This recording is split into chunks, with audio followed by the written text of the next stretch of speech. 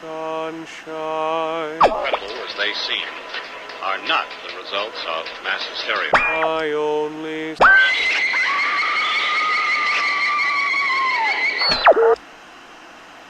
You may wish to adjust the dial. You are currently tuned into the wrong station.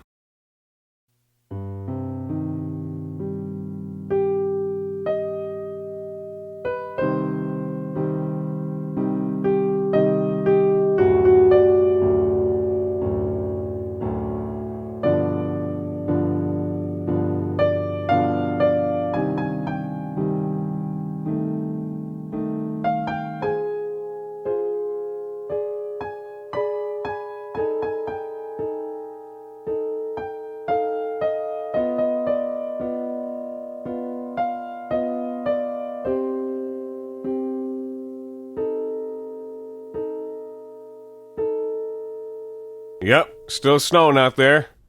Looks like you'll be spending the night here. Even if I let you go, and there's not much chance I'll let you go out there and freeze to death. I doubt you'd get your car a mile down the road. It's cold out there. Damn cold.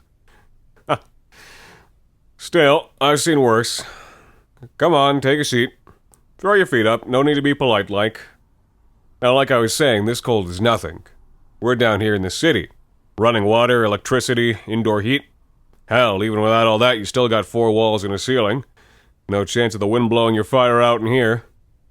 Drink? Ah, there you go. Just let me know when you need a top off.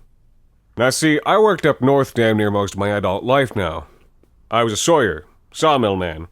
Not much reason, that's just the work there was when I was a young guy. Pa did fish out west, but he comes to settle out here at the end of his life, near Ma's family. So there I am, young guy, no connections in the business. Had to work all kinds of jobs up in nowhere and no place. Let me tell you about one place. The last place I ever worked, in fact. Shame, too. First good job I had and all.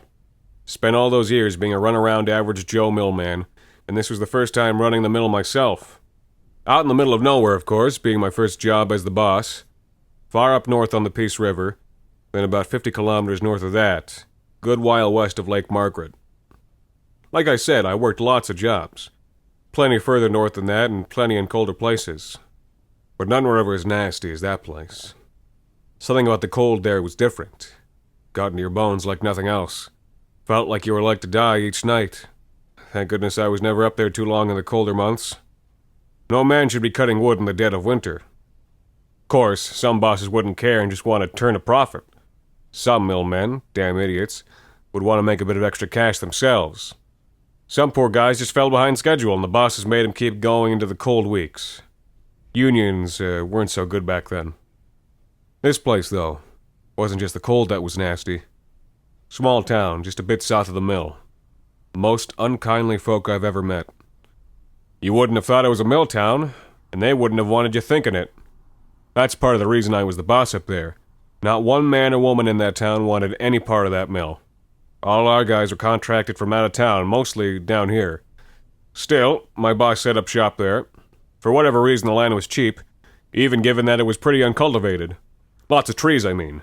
Big ones, too. So I worked as the boss up there for 2 good seasons. Good seasons, too. Good pay. It was after that second season that I got a call in the middle of January.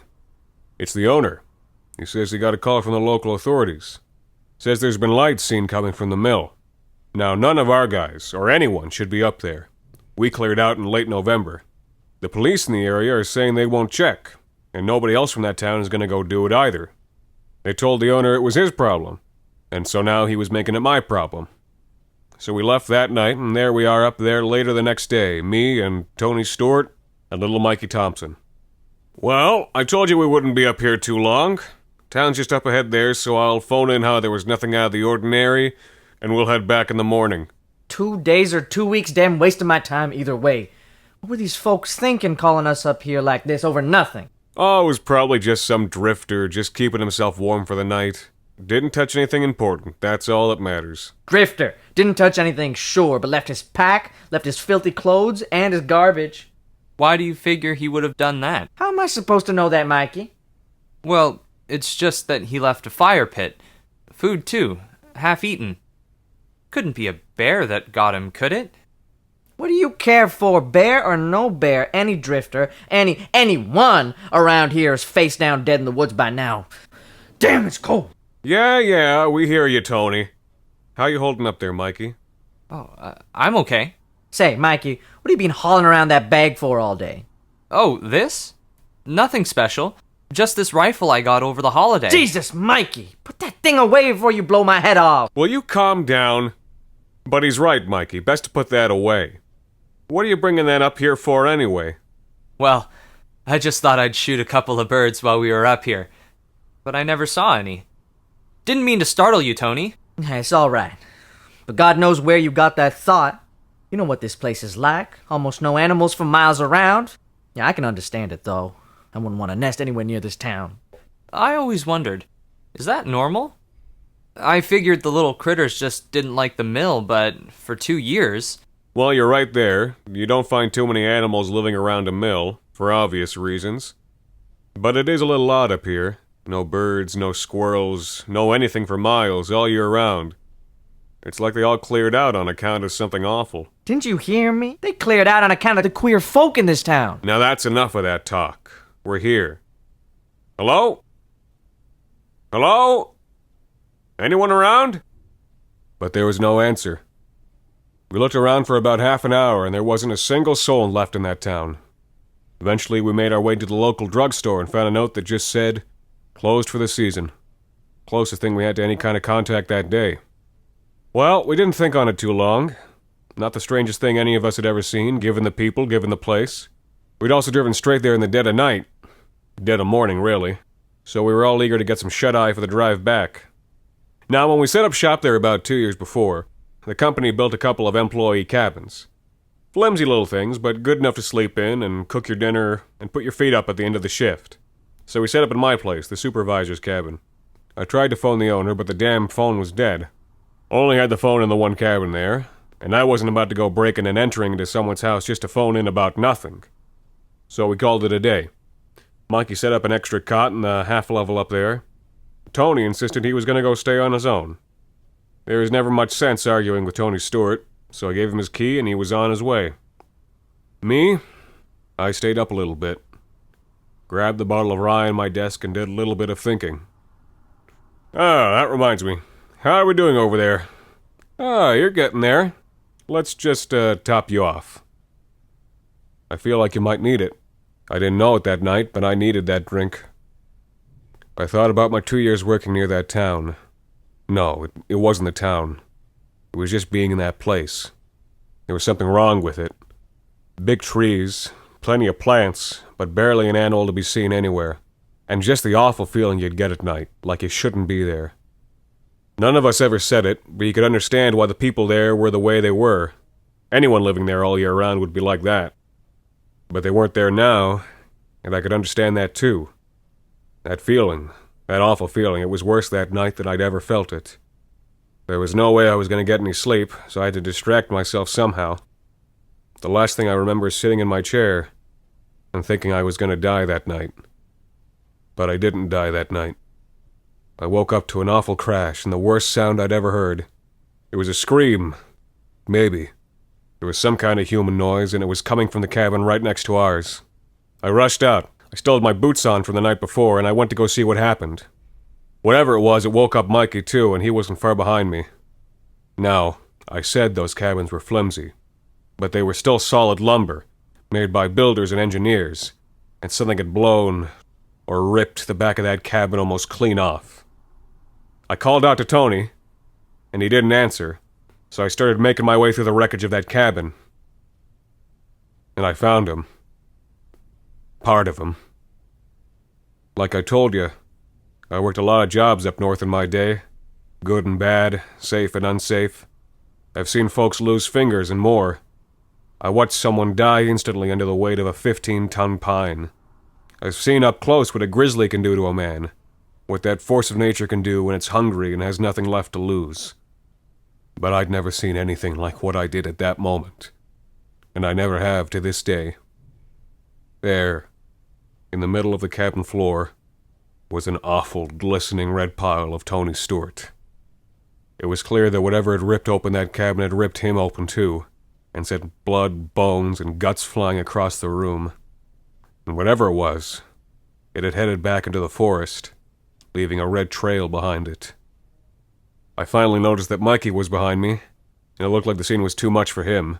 He was tossing up whatever dinner he'd had the night before, and it was taking everything I had not to do the same. Maybe the one thing that was giving me any comfort was seeing that rifle slung across Mikey's shoulder. But not even that felt much good once we got back to the car. There was a tree right on top of it, and the whole thing was a smoking mess. But it was more than that, you see.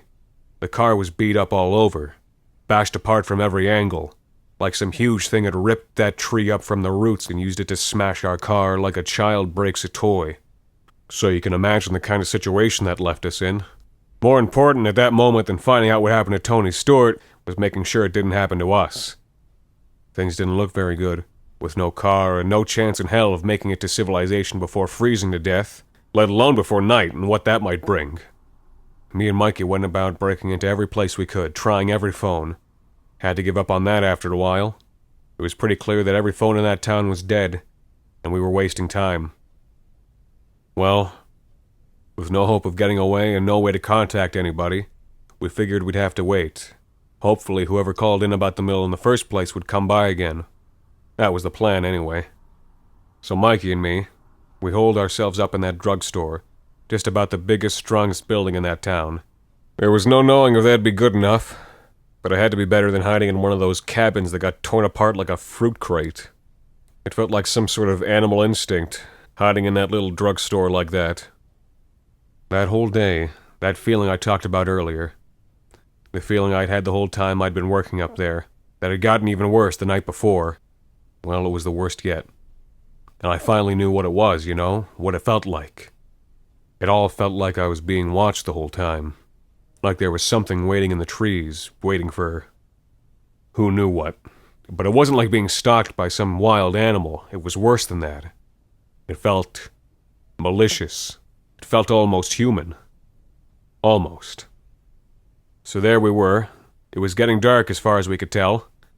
We'd done the best job we could boarding up every door and window. There was a small coal furnace and we had that going. No choice, really, if we didn't want to freeze to death. We hadn't said much over the past day. There wasn't much to say. We were just sitting there, waiting and waiting. It wasn't very long after it got dark. It was the snow we heard first. The crunching, I mean. It was thick out there, so we could hear it getting closer from a ways off. Big, even crunches, which I guessed meant big, even steps, which I knew meant something big. It made its way to the front of the store and it stopped, and it stayed there for a moment. And then we could hear it circling around the building. It must have been looking for the best spot to get in from. Mikey just had this look on his face, this sad look of hope, like maybe that thing didn't know we were in there. I wanted to believe that too, but I didn't. It just kept circling around, and then all of a sudden it stopped, at the front. And it started smashing on the front door, the windows, everything. We spent hours barring up that entrance, and it didn't mean anything. Wood and glass were flying everywhere, and now I could see flashes of the thing through the gaps in our barrier. One second it looked like it had thick, dark fur, and another it looked like it had hard skin. It was too fast to really tell. In spite of the damage it was doing, it didn't look like it could get in. The building was too strong, and the entrances were too small. I'll never forget the sound it made. An animal roars, howls, cries. It does so out of some primal instinct. Fear, pain. This was anger. And it wasn't a roar or a howl. It was a scream. A scream anyone would have heard for miles around. And then, after it made that ungodly noise, it walked away. It ran. I would tell you what I thought at that moment, but I didn't think anything. Good thing, too. Didn't have time to be thinking. Barely half a minute after that thing ran off, a tree came flying through the front of that store. It blew right through the wall, sent the concrete flying. I took a piece of debris right to the head myself. You can still see the scar right here, see? Where there's no hair. Didn't think much of it then. There were bigger concerns. Namely, That tree had come down right on Mikey Thompson's legs, calling out for me to do something, but I couldn't move that tree an inch. Maybe if I had a minute to make a lever, but I didn't have a second, because that thing was back. It was dark and the thing was hunched over, so I couldn't tell much, but it was tall. Maybe 20 feet, maybe more. Fur all over, every color, with patches of skin here and there.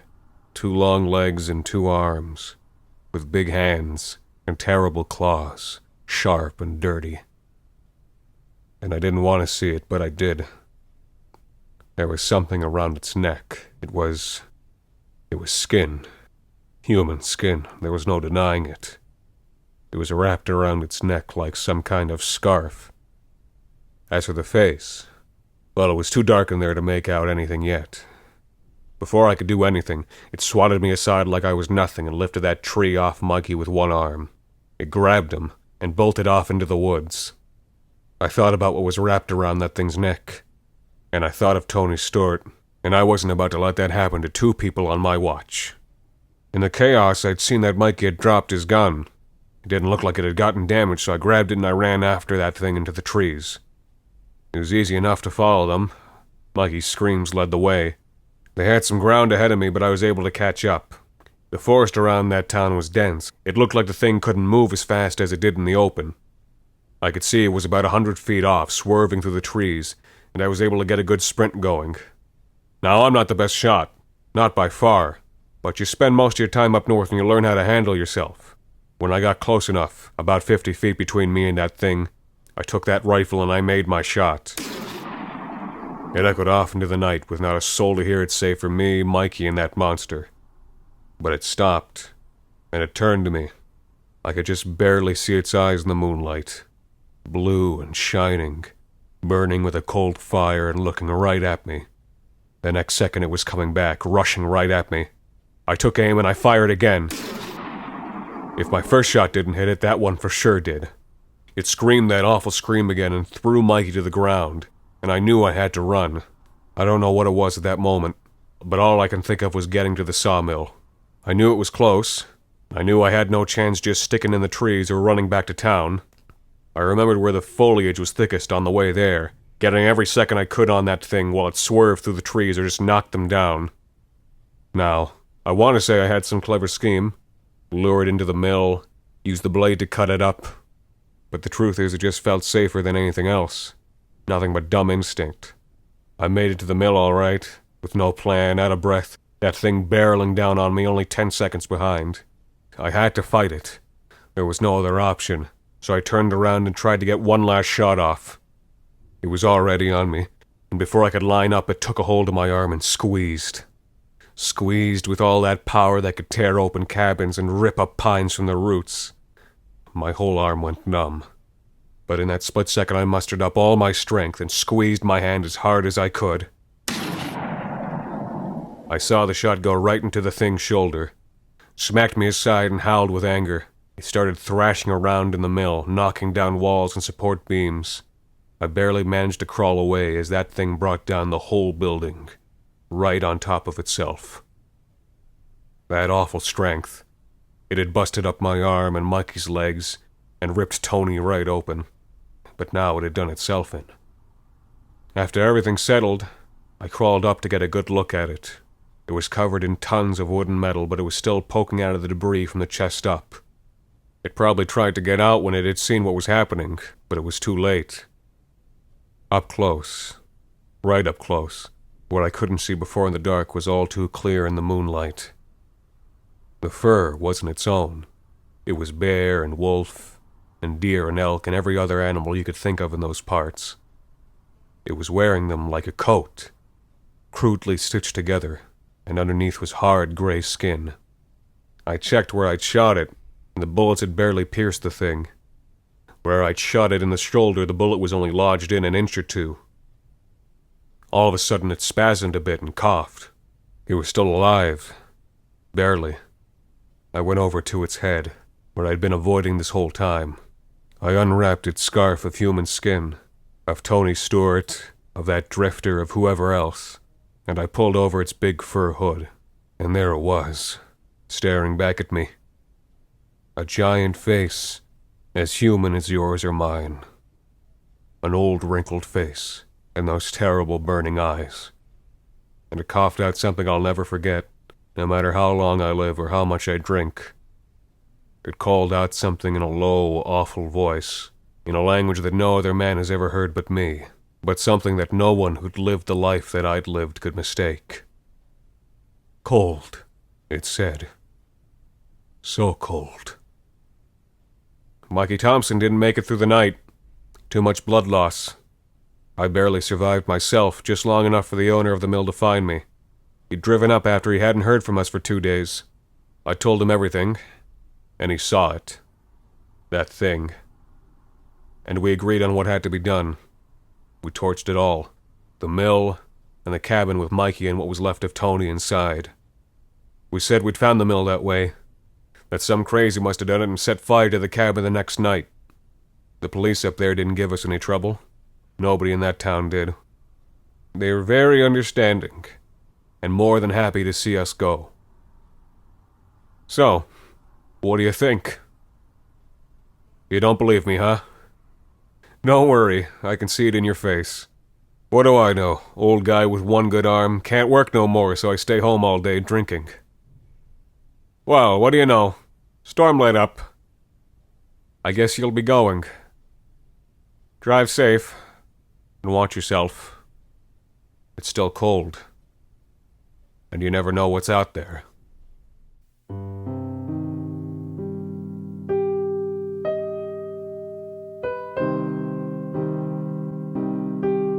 The Wrong Station is created and produced by Alexander Saxton and Anthony Botelho, featuring Anthony Botelho, with music composed by Alon Zitron and original artwork by Jenny Henderson. This week's episode, In the Dead of Winter, was written by Anthony Botelho. Tony Stewart was played by Chaitanya Valladares, and Mikey Thompson was played by Eric Synnott. Tune in every Thursday for new full-length episodes. You can follow The Wrong Station on Facebook, Twitter, and iTunes, and email us at thewrongstation@gmail.com. Until next time, thank you for listening.